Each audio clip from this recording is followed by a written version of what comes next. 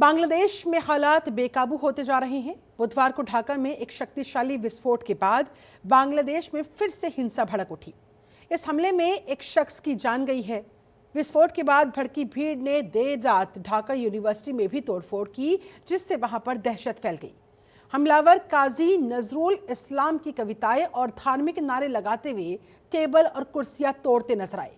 इसी बीच 17 साल के लंबे वक्त के बाद बांग्लादेश नेशनलिस्ट पार्टी यानी कि बीएनपी के कार्यकारी अध्यक्ष तारिक रहमान वतन वापसी कर रहे हैं। कहा जा रहा है कि यहां से वो सीधा ढाका के लिए रवाना होंगे, जहां वो पार्टी कार्यकर्ताओं के साथ अपनी मां और बांग्लादेश की पूर्व पीएम खालिदा जिया से मुलाकात करेंगे। उनकी तबीयत बेहद खराब है खालिदा जिया की। उधर तारिक के स्वागत के लिए बड़ी संख्या में बीएनपी कार्यकर्ता और समर्थक हुजूम के साथ सड़कों पर उतरे हुए हैं। ग्रैंड वेलकम की तैयारी वहां पर तारिक रहमान की हो रही है। तारिक रहमान की वापसी को दरअसल पार्टी फरवरी 2026 के चुनावों से पहले एक बड़ा राजनीतिक कदम, बड़ी बढ़त मानकर चल रही है। इससे पहले 19 दिसंबर को छात्र नेता शरीफ उस्मान हादी की मौत के बाद पूरे बांग्लादेश में हिंसा भड़क गई थी।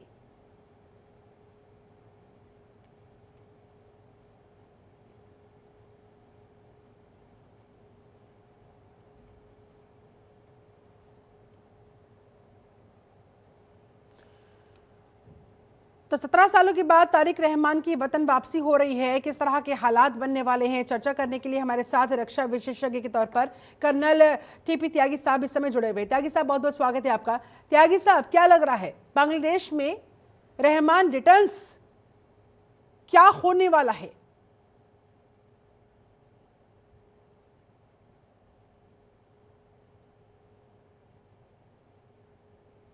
सर, आवाज मिल रही है मेरी?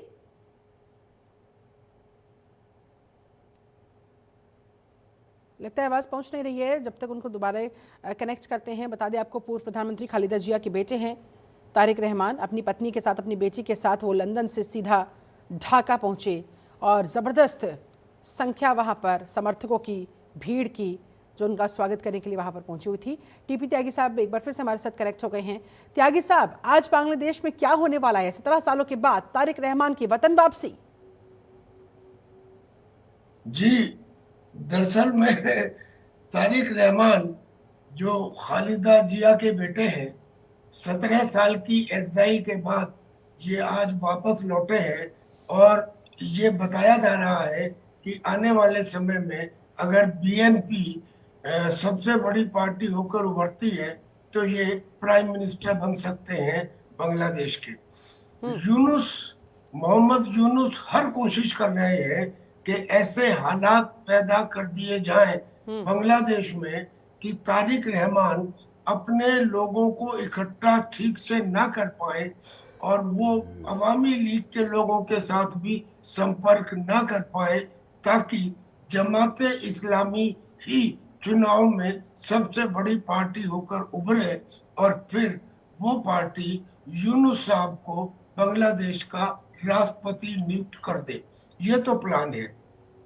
और इस प्लान के लिए बांग्लादेश में जो चीजें पिछले कुछ समय में हुई हैं, अगर उन डॉट्स को इकट्ठा करो तो ऐसा लगता है कि जैसे ये सब बाय एक्सीडेंट नहीं बल्कि बाय डिजाइन हुई है। जैसे जो शरीफ उस्मान हादी की हत्या हुई, उस हत्या में और उस हत्या को करने वाले व्यक्ति की आज इतने दिन गुजर जाने के बाद भी ना पकड़े जाने में एक षड्यंत्र नजर आता है, और वो ये कि बांग्लादेश के अंदर ऐसा उपद्रव, ऐसी स्थिति पैदा कर दी जाए कि कोई पॉलिटिकल पार्टी उसमें, खास तौर पे बीएनपी, क्योंकि अवामी लीग को तो पहले ही प्रतिबंधित कर दिया गया है, वो चुनाव के अंदर ना जीत पाए। यानी कि इशारा ये किया जा रहा है, और जो खुद हादी के भाई ने भी कहा है, हादी की बहन ने भी कहा है कि इसमें यूनुस का ही हाथ है। हिंदुस्तान ने भी यूनुस को कई बार ये कहा है कि उस हत्या की पूरी जानकारी, पूरी इन्वेस्टिगेशन की जानी चाहिए, लेकिन उसका अभी तक कोई रिजल्ट नहीं निकला है। लिहाजा और ये सब जो कुछ हो रहा है ये पाकिस्तान की शह पर हो रहा है। क्योंकि यूनुस की सरकार में जो कैबिनेट है, उस कैबिनेट में 15 लोग आतंकी संगठनों के हैं, यानी कि जमाते इस्लामी के हैं, अंसार उल बंगला के हैं और जमात उल मुजाहिदीन के हैं।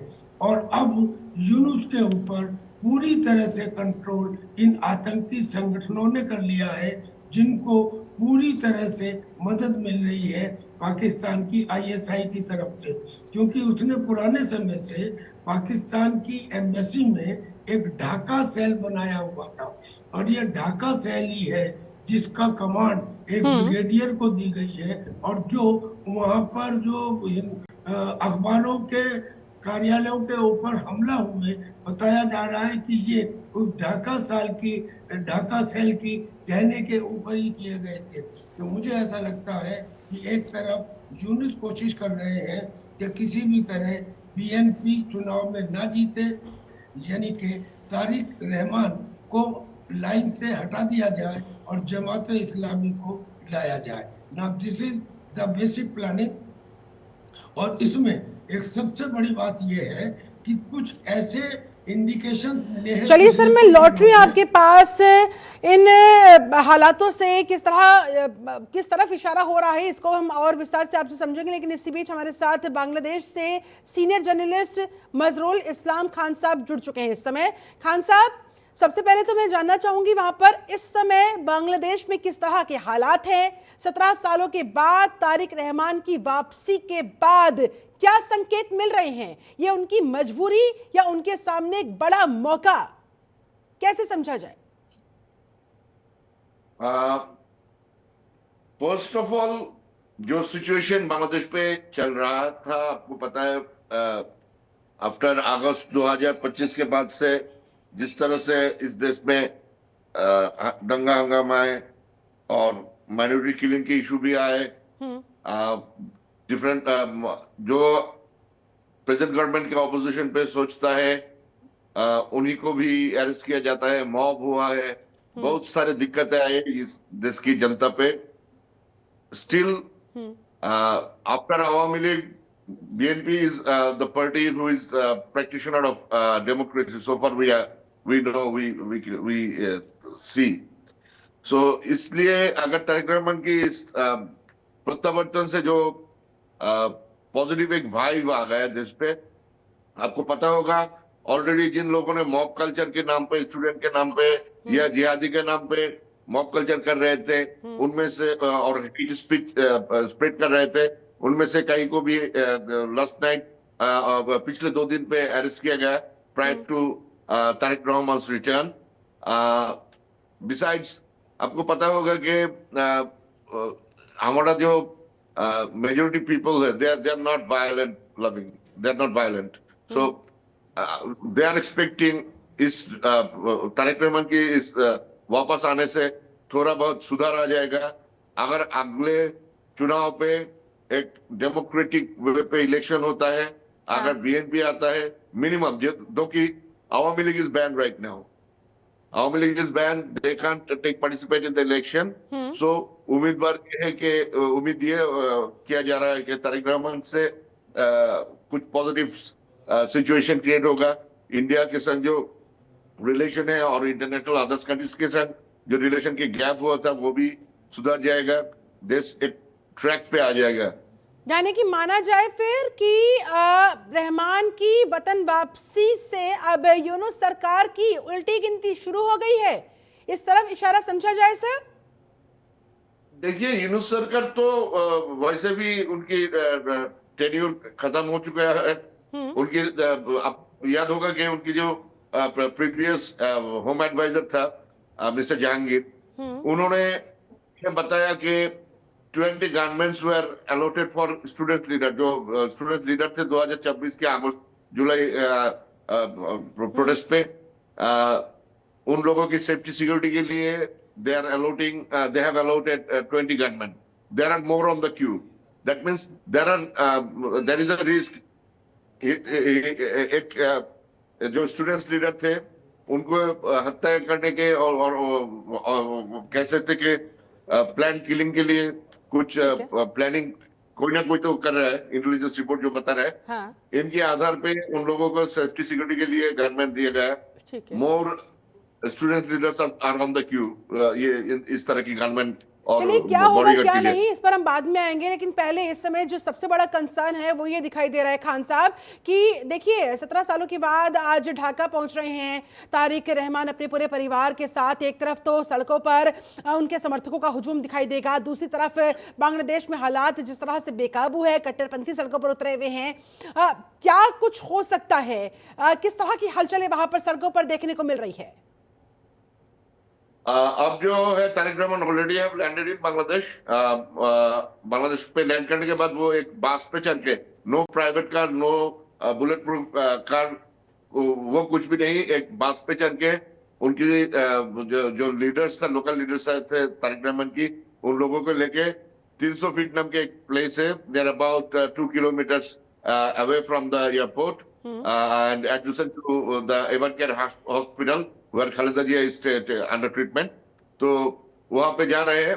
आपको पता होगा कि इस तरह की सिक्योरिटी एक पॉलिटिकल लीडर को आप जो मिल रहा है, this is the highest in last 15 months, this is the highest security measurement taken for the Tariq Rahman. तो और सारे देशों से ट्रेन, बस और डिफरेंट व्हीकल पे लेके उनकी जो सपोर्टर्स थे, उन लोगों ने आके इस उनकी बात सुनने के लिए पहुंच गए 300 फीट पे। नाउ इट्स गोइंग, एक कोल्ड वेव चल रहा है हमारे बांग्लादेश पे।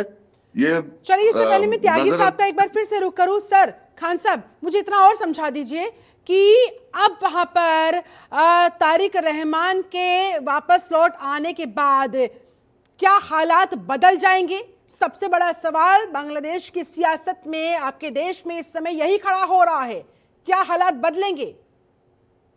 Being a journalist, I can give you my opinion, but I can give you the projection of the people. Most of the people are expecting कुछ तो सुधार आएगा। अच्छा, ऐसे तो नहीं चल सकता ना, जिस पे आप हिंदू हो आपको मार दिया गया, हाँ। आप ऑपोजिशन माइंडेड हो आपको मार दिया गया, ऐसा तो नहीं चल सकता। हाँ। तो सुधार आने का उम्मीद कर रहे हैं mass people. This is the voice from the people. बिल्कुल। And we are also expecting, हाँ कुछ तो सुधार आना चाहिए। हाँ, कुछ तो सुधार आना चाहिए त्यागी साहब। और चूंकि देखिए लोकतंत्र में इस तरह के कट्टरपंथियों के लिए जगह नहीं होनी चाहिए, इस तरह के कृत्यों के लिए कोई जगह नहीं होनी चाहिए कि मार मार कर उसे मौत के घाट उतार दिया जाए, उसके बाद फिर उसको जला दिया जाए, इस तरह से दहशत फैला दी जाए। यानी कि उम्मीद लगाई जाए कि अब हालात वहां पर सुधरेंगे। अब फिलहाल हिंदुओं पर जो अत्याचार वहां पर हो रहा है उसमें कमी आने की उम्मीद लगाई जाए, त्यागी साहब? जी, लगाई जा सकती है। हाँ। जैसा हमारे पत्रकार महोदय ने कहा, उम्मीद यूं लगाई जा सकती है क्योंकि तारिक रहमान ने अपने एक स्टेटमेंट में ये कहा कि जैसे डोनाल्ड ट्रंप ये कहते हैं कि मेक अमेरिका ग्रेट अगेन, ऐसे ही मैं भी चाहता हूं कि मेक बांग्लादेश ग्रेट अगेन। और अगर बांग्लादेश को ग्रेट बनाना है तो फिर बांग्लादेश को अपने आपसी जो पड़ोसी हैं उनके साथ रिश्ते सुधारने होंगे। यानी कि वो रिश्ते, पाकिस्तान से बांग्लादेश को कुछ मिलने वाला नहीं है क्योंकि पाकिस्तान के पास खुद ही कुछ नहीं है। लिहाजा नेचुरली बाय इम्प्लीकेशन एक इशारा मिलता है कि शायद बीएनपी अगर आ जाती है तो उसके बाद हिंदुस्तान से रिश्ते सुधर सकते हैं।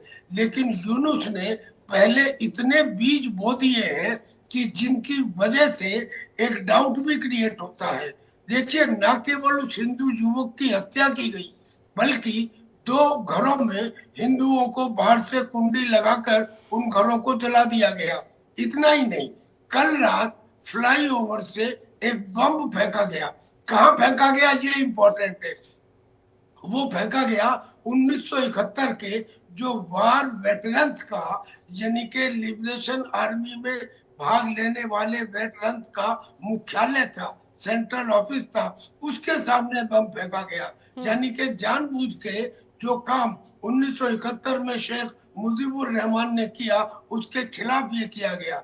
और इतना ही नहीं, बांग्लादेश और पाकिस्तान के बीच में अभी तक ट्रेड रिलेशन हो, इकोनॉमिक रिलेशन तो मान लिया, लेकिन एक मिलिट्री पैक्ट के लिए जॉइंट मैकेनिज्म तैयार किया गया और ये कहा गया कि बांग्लादेश और पाकिस्तान आपस में एक मिलिट्री पैक्ट करेंगे और जिसकी स्थापना इलेक्शंस के तुरंत बाद होगी। यानी कि उनकी प्लानिंग ये कि अगर जमात इस्लामी आती है तो फिर बांग्लादेश पाकिस्तान मिलकर अपना एक मिलिट्री पैक्ट बनाएंगे, जैसे पाकिस्तान ने सऊदी अरबिया के साथ किया, हम बांग्लादेश के साथ भी यही करेंगे और एक के ऊपर हमला दूसरे के ऊपर हमला माना जाएगा। यानी कि इतने काम, इतना ही नहीं, ये खुद मोहम्मद यूनुस, जिसको आप वहां का चीफ एडवाइजर कहते हैं, ये जाता है चाइना में और जाके कहता है कि हिंदुस्तान की नॉर्थर्न स्टेट्स जो है वो तो लैंड लॉक्ड है और जो समुंदर है उसका गार्जियन तो मैं हूँ,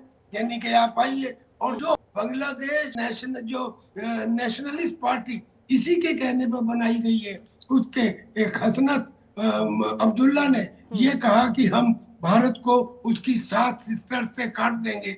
ये सारी चीजें अगर डॉट्स मिलाएं तो ये इशारा करते हैं कि यूनुस ने तो अपनी तरफ से पूरी तैयारी कर रखी है कि भारत के साथ रिश्ते खत्म किए जाएं, पाकिस्तान के साथ और इसके पीछे क्या पाकिस्तान का भी हाथ है, असीम मुनीर का भी हाथ है, कितना हाथ है, कितना रोल है, इस पर मैं आऊंगी आपके पास, लेकिन इससे पहले जरा एक अपडेट ले लेती हूँ खान साहब से। खान साहब, जिस बम धमाके का भी यहाँ पर जिक्र कर रहे थे टीपी त्यागी साहब, क्या तस्वीर स्पष्ट हो पाई है वहां पर?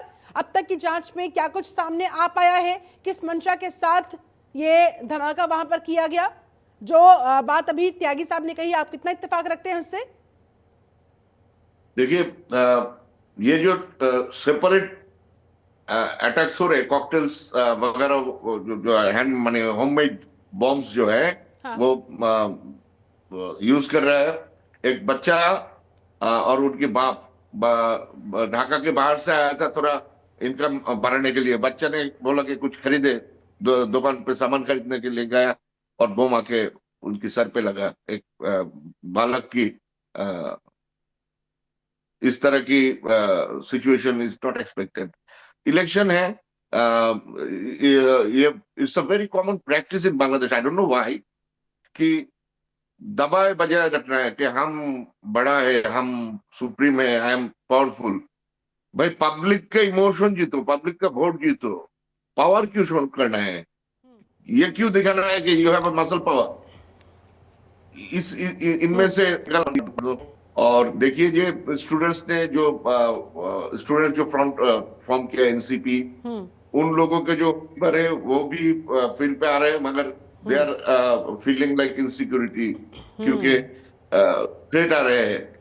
This shouldn't be a democratic way. हमको शायद हम लौट गए वो उन जमाने पे जब घर घरों पे तलवारें रखते एक दूसरे को कत्ल करने के लिए। ऐसा बांग्लादेश तो नहीं था। We want our regular Bangladesh back, जो सर ने बोल रहा था, I am a son of a freedom fighter. So we feel like that we are facing such country what was beyond the dream of our forefathers. ठीक, ऐसा हम भी नहीं चाहते। चलिए त्यागी साहब, जो सवाल मैंने इससे पहले आपको चॉइस किया था कि क्या बांग्लादेश में उत्पन्न हुए इन हालातों के पीछे असीम मुनीर, पाकिस्तान आर्मी चीफ, जिम्मेदार है नहीं है? कितना रोल उनका समझ में आ रहा है? क्या पाकिस्तान के चक्कर में मोहम्मद यूनुस ने अपने पैर पर ही कुल्हाड़ी दे मारी, अपने देश को इन हालातों में पहुंचा दिया? सबसे पहले मैं एक बात कर सकता हूँ? हाँ, इफ यू अलाउ। बोलिए। ओके, देखिए 71 पे बहुत सारे standard Bengali speaking people are staying in Bangladesh. ठीक है, उनकी हालत सुधारो पहले, फिर इतने बड़े भीड़ पे आओ। वो तो वहाँ जो standard Bengali speaking people are living over there, do you know how they are living? Very very condition they are facing. उनकी खुद के देश संभाल नहीं जाता, बांग्लादेश पे आएंगे इतने दूर से, फ्यूल कॉस्ट मिलेगा कहाँ से उनको? ठीक है, तो आपको नहीं लगता है? ठीक है, त्यागी साहब, फाइनल कमेंट आपका सर। जी, मैं ये कहता हूँ कि पाकिस्तान का हाथ है, क्या आप ऐसा सोचते हैं? मैं कहता हूँ ये निश्चित है, और ये निश्चित है। मैं 3 एग्जांपल देता हूँ। पहली एग्जांपल तो ये, जो खुद यूनुस ने शुरू की, कि यूनुस ने अपनी सरकार में आते ही अपने लेफ्टिनेंट जनरल रहमान को, जो कट्टरपंथियों द्वारा समर्थित थे, पाकिस्तान भेजा। वो वहां से आईएसआई और मिलिट्री के लोगों को बुला लाया और ले गया सिलीगुड़ी कॉरिडोर।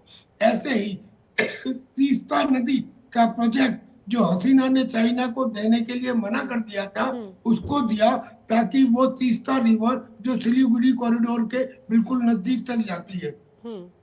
और इसके अलावा पाकिस्तान के मिलिट्री ऑफिसर्स की एंट्री वीजा फ्री करती। वो उल्टे सीधे डॉक्यूमेंट में आ गए ढाका में, और आके उन्होंने पाकिस्तान एम्बेसी में एक ढाका सेल बना लिया। और उस ढाका सेल में, जिसकी कमांड एक ब्रिगेडियर के पास है, सीनियर ऑफिसर्स उसमें तैनात हैं, उसने लाख तरह के षड्यंत्र शुरू किए वहां पे उपद्रव पैदा करने के और कट्टरपंथियों को सपोर्ट करने के। और तीसरा, और इसी वजह से संभवतः इस तरह के हालात बने। माफी के साथ आपको रोकूंगी सर, मेरे पास समय बस इतना ही था। बहुत बहुत शुक्रिया त्यागी साहब आपका, बहुत बहुत शुक्रिया खान साहब आपका, हमारे साथ इस चर्चा में जुड़ने के लिए, समय निकालने के लिए बहुत बहुत धन्यवाद।